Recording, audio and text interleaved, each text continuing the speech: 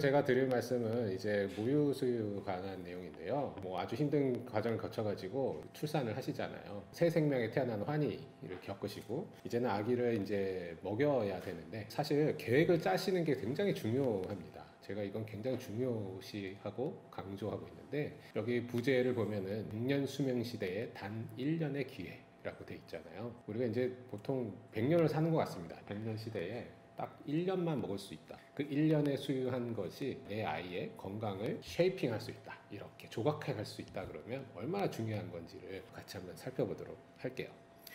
자, 이 사진은 저의 사랑하는 새 아들 그 와이프가 애 셋다 12개월 완전 모유수유를 했거든요. 제가 소아과 의사기도 하고 제가 도와준 거에 그렇게 많지는 않은데 너무너무 감사하고 있고 실제로 건강한 정도를 느끼고 있어요. 그러니까 열 감기가 별로 없고 입원도 잘 안 하고 그런 부분은 제가 보여드릴 수가 있습니다. 자, 잠깐 보면 많은 분들이 지금 말씀을 해주셨어요. 보니까 모유수유를 계획하고 있다고 하신 분들도 꽤 있으시고 해봤는데 실패했다는 분도 있고 그렇죠. 지금 여기 참석하신 많은 산모님들 중에 이렇게 모유에 대해서 계획하고 계신 분들 너무 제가 칭찬드리고 응원드립니다. 자, 이 사진을 보면은 우리가 진짜 아이를 낳았을 때 엄마 젖을 먹이는 게 너무나도 당연한데도 불구하고 우리가 분유를 꼭 먹어야 되는가를 우리가 거꾸로 물어봐야 될 것 같아요. 왜냐하면 분유가 뭐 생긴 지 뭐 생각해보면 한 100년이나 됐을까요? 한 200년 안 됐죠?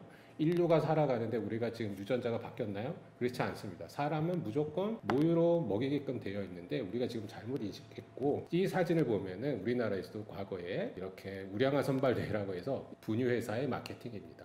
지금도 개발도상국에 보면은 이게 좀 심해요. 그리고 선진국에서는 모유의 중요성에 대해서 깨닫고 있는 나라에서는 이걸 더 강조하고 있죠. 이 사진을 보시면 제가 대만에 놀러 갔을 때 기차역의 대합실에서 본 사진을 이 오른쪽 거는 제가 직접 찍은 거고 그걸 보고 제가 서치를 해봤더니 이런 운동이 있는 거예요. 여기 밑에 보면은 공공장소 모유 포육 조례라고 해서 제가 깜짝 놀랐어요. 조례? 이건 법 아니야? 찾아봤더니 이런 법이 있는 거예요. 대만에서는. 즉 공공장소에서 예를 들어서 이 대합실 벤치에서 모유수유를 직접 수유를 하고 있을 때 누군가가 와서 어머님 저기 모유수유실로 가서 하셔도 돼요 라고만 얘기해도 벌금이 100만 원이에요. 뭐 강제할 수 없고요. 따로 안내할 수 없습니다. 어디서든 모유수유를 할 수 있어야 된다. 이러한 국가적인 조례까지 만들어서 하고 있는 이유가 바로 그 아이 차세대의 건강을 위한 것입니다. 여기 보면 제가 보시기 좋도록 정리한 표를 찍었는데 보면요. 여기에 나와 있는 많은 질환들이 모유로 인해서 위험도가 절반 이상 줄어드는 겁니다. 중이염, 또 상기도 감염, 하기도 감염, 천식 등등 뭐 호흡기 감염도 있지만 아토피 피부염, 뭐 비만, 염증성 장질환 등과 같은 뭐 대사증후군의 단초가 되는 것도 나오고 당뇨병 나오죠. 백혈병 줄여주는 거예요. 여가 돌연사 증후도 줄여주고요. 제가 이런 얘기를 아무리 외래에서 해도 어머님들이 그냥 뭐 별 감흥이 없으세요. 아, 예, 뭐 그냥 그렇죠. 근데 제가 이제 마지막에 회심의 한방 IQ가 높습니다 얘기하면은 눈이 번쩍 뜨시는 것 같아요. 그래서 이게 그만큼 중요하다고 볼 수 있고 아까 말씀드렸지만 나라별로 3개월, 4개월, 6개월 완전 모유 수유를 비교를 해봤을 때 이게 정말 문화의 차이일 수도 있는데요. 우리나라보다 더 소득 수준이 높은 이런 선진국에서는 오히려 높은 모유 수유를 보이는 나라들도 많고 그래서 어떻게 우리가 생각하고 있느냐에 따라 다른 것 같아요. 근데 제가 이런 걸 보면은 조리원에서 아이를 쉬시잖아요. 그 부분에 있어서도 한 가지 안타까운 거는 조리원에서 너무 이제 산모들이 쉬시도록 아기랑 엄마랑 좀 떼어놓고 그죠? 어머니가 좀 쉬시고 이런 거에 집중하는 조리원들은 모유 수유를 조금 실패하는 경우가 제가 많은 것 같아요. 조리원에서 할 때는 모자 동시를 꼭 활용하시면 좋겠습니다. 아기가 낑낑대고 쩝쩝대고 찾을 때 이거를 우리가 Q사인이라고 그러거든요. 그 Q사인이 있을 때마다 아기를 직접 물리셔야 되는데 그 Q사인을 감지하지 못하고 이걸 어떻게 하는지를 모르시는 거예요. 2주 동안. 좀 욕심을 부리시라. 그리고 아기를 신생아실에 놓지 말고 모자동시를 꼭 하셔야 된다고 말씀드립니다. 그리고 우리가 아주 불행한 이제 예를 들어서 뇌내 장애가 있거나 이런 아기가 아니라면 모든 건강한 아이들은 알아서 먹습니다. 아기 주도의 모유 수유를 하셔야지 엄마가 아이를 컨트롤하고 하시면 안 돼요. 얘가 30밖에 못 먹어서 어떡하지?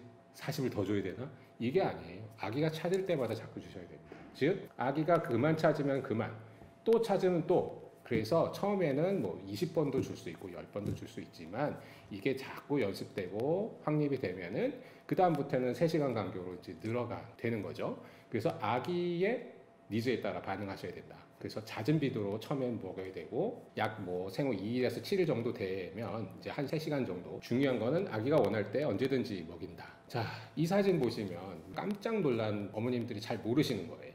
여기 보면 초유가 너무 적죠. 경험하신 분도 있으실 거예요. 그리고 초유가 왜 이렇게 안 나오지? 유축을 해도 이렇게 아프게만 하다가 안 나오고 아기가 이렇게 안 먹으면 어떡하지라고 돼 있는데 이 사진 뭐죠? 데이 1. 분만 후 첫날에 한 번에 먹일 수 있는 모유의 양은 많아봐야 7cc밖에 안 됩니다. 체리 한 알 정도의 사이즈, 부피죠. 네, 그거밖에 안 나와요. 그게 정상이라고. 그렇지만 그 안에 농축된 초유에 함유한 단백질과 면역 글로불린은 굉장히 고농도에 이걸 먹여야 되는 거고, 원래 사람의 아기는 첫날은 요것만 먹게 살게 돼 있습니다.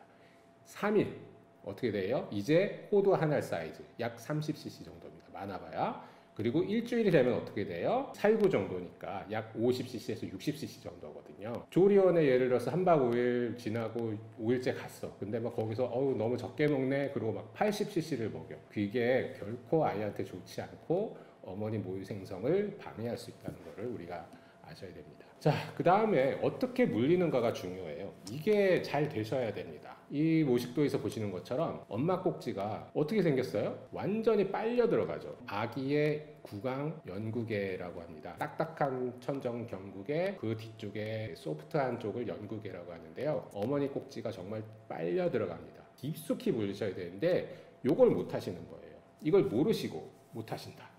이게 왜 그러냐면은 첫 4에서 6주에 이거를 반드시 확립하셔야 되는데, 여기 보면 X라고 펴져 있는 오른쪽처럼 잘못 물리시는 젖물림의 에러입니다. 젖병처럼 어머니 꼭지를 물리면은 안 나오게 돼 있어요. 왜 안 나오죠? 젖병은 안에가 비어 있잖아요. 예를 들어서 한 2cm 정도만 물어도 빨면 나옵니다. 빨대처럼. 그렇지만 어머니 꼭지는 그렇지 않아요. 안에가 비어 있지 않죠. 조직으로 꽉 차 있고 유관이 이렇게 있습니다. 그런데 그거를 2cm 정도를 아기의 잇몸으로 꽉 물어버리면 막혀요. 안 나와요. 그리고 자꾸 자극이 되니까 계속 양은 생산이 되고, 그 다음에 어머님은 유방이 자꾸 붓고 안 나오니까 아프고 아기도 울고 엄마도 울고, 여기에서부터 어머니가 이제 포기해야겠다 이렇게 되는 경우가 많아요. 즉 이거를 예방하려면 이렇게 젖병처럼 요 끝에만 물리는 게 아니라 아까 그림처럼 쑥 집어넣으셔야 되는데, 어떻게 집어넣느냐, 이렇게 한쪽 가슴을 C자형으로 약간 납작하게 하신 다음에 아기 입을 최대한 크게 벌려서 아랫입술에 일단 댑니다. 어디를요? 유륜 있는 쪽, 사람마다 다르지만 저렇게 크게 물리세요. 그림처럼. 그 다음에 쑥 집어넣으세요. 그리고 아기 입술은 이렇게 오리주둥이처럼 까 뒤집어져야 됩니다. 착 밀착되는데요. 여기에서 진공이 일어납니다. 진공처럼 완전히 딱 부착이 되는, 이거를 이제 영어로 레치라고 하는데, 이게 딱 되어야 아기가 이제 어떻게 먹냐면 빨아먹는 흡철뿐만 아니라 짜서 먹는 것까지 되는 거예요. 아기 볼이 왜 통통하냐면 여기 근육들이 많아가지고 지금 어머니 꼭지가 이만큼 들어서 꽉 물고 짤 수 있게끔 생긴 게 생존 본능이에요. 귀엽기도 하지만. 그래서 이렇게 물리셔야 되는데 그걸 모르는 경우에 이렇게 실패하는 경우가 많습니다. 자, 그 다음에 아기가 우는 데에는 여러 가지 원인이 있어요. 꼭 배가 고파서 모유 양이 적어서라고만 생각하지 마시고 조금 더 살펴보시면 됩니다. 아기가 우는 다양한 이유, 지루함, 외로움, 배고픔, 불편함, 기저귀가 자꾸 뭐 젖어 있어, 추워, 그 다음에 병 또는 통증, 어디가 아픈 것도 있을 수 있고, 피곤함, 이런 것도 있어요. 아기도 피곤해 할 수 있어요. 자꾸 뭐 귀엽다고 하고 이런 것도 있을 수 있고, 어머니 예를 들어서 뭐 카페인 같은 거를 좀 과량 드셨거나 이랬을 때 아기가 또 그런 이제 자꾸 보채는 경우가 있을 수가 있기 때문에, 제가 사전 그 질문지를 보니까 쌍둥이도 먹을 수 있냐 그런 내용이 있었어요. 이렇게 하시기도 합니다. 쌍둥이 다 가능하시고요. 12개월뿐만 아니라 24개월도 가능하십니다. 세 쌍둥이, 네 쌍둥이 다 가능합니다. 뭐냐면 비워내면 계속 생성되게끔 되어 있습니다. 심지어 남의 아이까지도 먹일 수 있는 게 우리 옛날 문헌에 계속 나오죠. 유모, 젖동량. 온 동네 어머님들이 한 아이를 키우고 여러 아이를 키울 수 있는 이유가 그래서 그렇습니다. 할 수 있습니다. 그래서 여기 보면은 옛날과 달리 지금 유방의 해부학적 구조를 봤을 때 유선이 대개 이 유륜 근처에 있어요. 그래서 이 그림을 제가 왜 보여드리냐면요. 여기 보면 근육이 있습니다. 어머님이 가슴 근육하고 여기 이제 유방 조직이 있는데 그 사이에 아무것도 없죠. 노란 거가 유선의 어떤 양이거든요. 그럼 이게 무슨 뜻이냐면요. 유방 확대술을 하신 어머님들 대개 여기다가 집어넣어요. 보형물을요. 그러니까 유방 확대수를 하신 분들도 이 모유 수유하고는 전혀 영향을 받지 않기 때문에 완전 모유 수유할 수 있습니다. 그래서 모유를 늘리려면 어떻게 해야 되는가? 바로 이러한 사이클이 계속 돌아가야 돼요. 어머님이 아기를 직접 수유를 하는 이 감정적인 모성애가 일단 작동하기 위해서는 아기를 직접 물리셔야 됩니다. 아기가 빨는 자극, 또 비워지는 뭐 이런 자극도 중요하지만 어머님이 아기를 바라볼 때 나오는 모성애가 폭발적으로 일어나는 호르몬 분비를 자극합니다. 그리고 여기서 프롤락틴이 분비되기 위해서는 반드시 아기가 직접 무는 자극이 없이는 이게 드러나지 않아요. 따라서 이런 직접 물림 없이 유축만 계속한다고 해서 더 느는 것이 절대 아닙니다. 직접 물리셔야 되고 이 자극을 계속하기 위해서 하루에 10번, 8번 이상 계속 시도를 하십시오. 분유 보충은 하지 않는 게 정답입니다. 분유 보충을 해가지고 이렇게 너무 아이를 빨리 키우잖아요. 그러면 이 아기는 나중에 비만해지고 또 여러 가지 대사증후군에 취약한 군이 될 수가 있습니다. 자, 이 사진 굉장히 중요해요. 제가 아까 모자 동실이 중요하다고 했잖아요. 여기 보면은 왜 중요하냐면 왼쪽에 있는 이 사진은 아기가 굉장히 잘 자고 있고요. 자, 이제 좀 깨기 시작해서 쩝쩝거리기 시작하고 뭔가 이제 자기 요구가 없기 시작하니까 찾기 시작하죠. 도리도리 찾고 나중엔 막 웁니다. 화가 나서. 이 화가 났을 때, 즉 배가 고픈데 엄마가 안 주니까 화가 났을 때 젖물림을 연습하시면 실패합니다. 100%. 왜냐하면 엄마도 아직까지 익숙하지 않고 아기도 젖물림을 연습해야 돼요. 젖병과 모유를 계속 번갈아 가면 아기도 유도혼란이 있거든요. 그래서 연습이 필요한데 그 연습을 이 쪽쪽거릴 때 요 단계에서 자꾸 연습하시라고 요 사진을 보여드립니다. 황달은 모유 황달은 레벨을 보고 아주 심하지 않으면 계속 지속하셔야지 좋습니다. 요거는 외래에 한번 찾아오시면 좋겠고요. 자, 모유가 안 나오는 것 같고 전량이 부족하다고 생각하는 이유 중에 여러 가지 이유가 있어요. 여기 이제 보시는 바와 같이 사실은 사실이 아니다. 아기가 자주 운다고 전량이 부족하지 않고 뭐 주먹을 빨고 쪽쪽거린다고 부족한 게 아니고 작다고 해서 그렇지 않고 계속 물고 있는 것 같다. 이거 다 부족해서 그런 게 아니에요. 여러분 좀 보시고 아기를 계속 먹여주시기를 바라고 생성이 부족한 원인의 가장 중요한 것은 자주 주지 않기 때문입니다. 그 다음에 빨기가 제대로 물리지 않았기 때문이다.